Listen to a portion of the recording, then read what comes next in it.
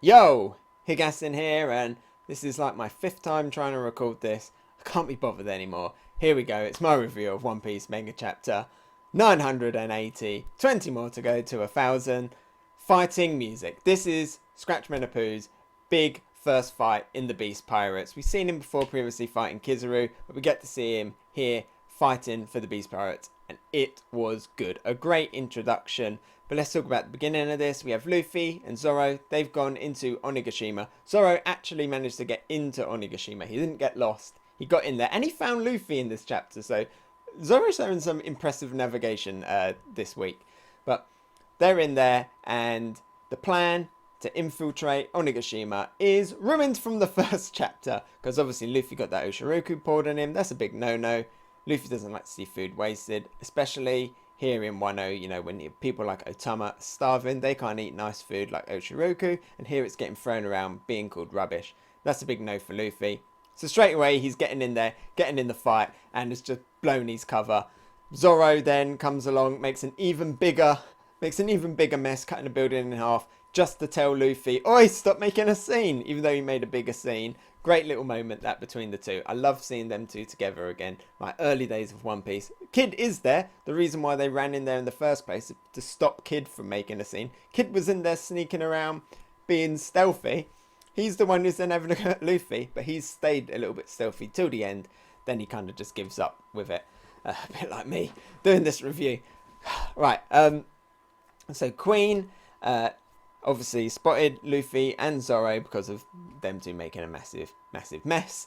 And Queen's like, hey everybody, if you can capture these two, I'll make a spot on the Tobi Roppo for you. Again, showing their infighting in the Beast Pirates. Good stuff. I liked it last time when we saw the Tobi Roppo challenging the All-Stars. Now we're seeing it even lower down. So it goes all the way down. Survival of the fittest all the way down.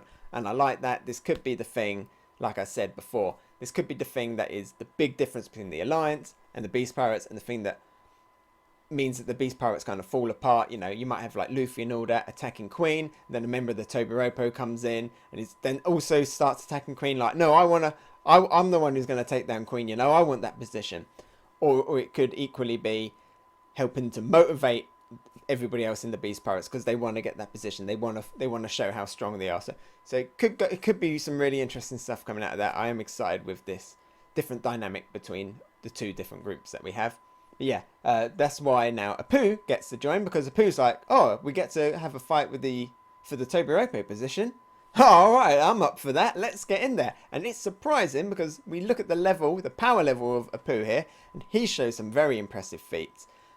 And I'm surprised that isn't already Tobi Roppo level. We don't even know really what Apoo is. We know he's in the Beast Pirates. We don't know if he's a headliner or what. But if that isn't Tobi Roppo level, that puts the Tobi Roppo a little bit higher, makes X-Drake a little bit more higher. I want to see him a lot more in action. But yeah, let's talk about Apoo's feats here, because his feat was he beat Luffy and Zoro. Yep, Apoo beat Luffy and Zoro. Kind of. He beat them. He got a win. He got a W. But it wasn't a victory because Zoro and Luffy, they got out of there. They ran out of there. Luffy did get unconscious though for a little bit. A big explosion came out of Luffy's insides. So Apoo actually has the feat of he made Luffy unconscious, but Luffy has big recovery speed, so Luffy was fine. But yeah, Zoro grabbed the unconscious Luffy and he ran out of there, but he didn't run out of there because he's scared of Apoo. He ran out of there because he's like, he actually thought, he was actually smart, and like he was earlier, he was like, look, we haven't got time to fight Apoo. We haven't got time to fight all of these gifters. You know, there's quite a lot of them. We need to preserve our energy. We need to stop getting hit, because they're getting hit by Apoo's attacks. They don't know how Apoo's attacks work, so they're getting hit. Zoro's getting cut.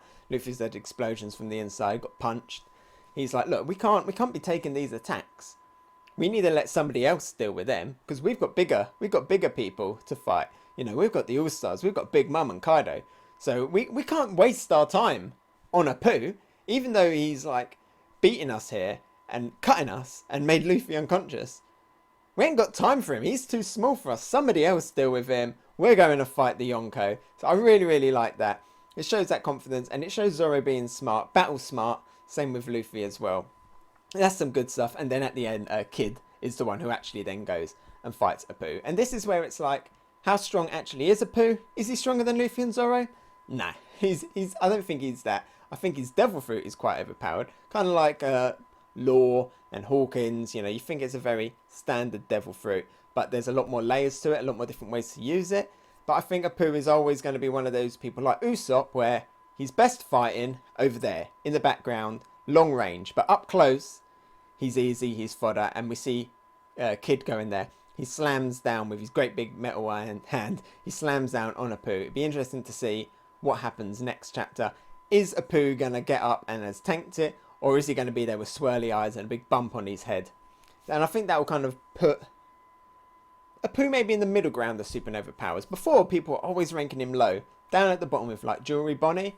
I was always like, he's a little bit higher because he does have a very interesting devil fruit. He did cut Kizaru's arm off. So yeah, I think he's going to be mid-ground. I don't think he's going to be all the way up there, but I think he's going to be a mid-ground character. From a distance, lethal, but if he can get up close, he's probably going to go down pretty easy.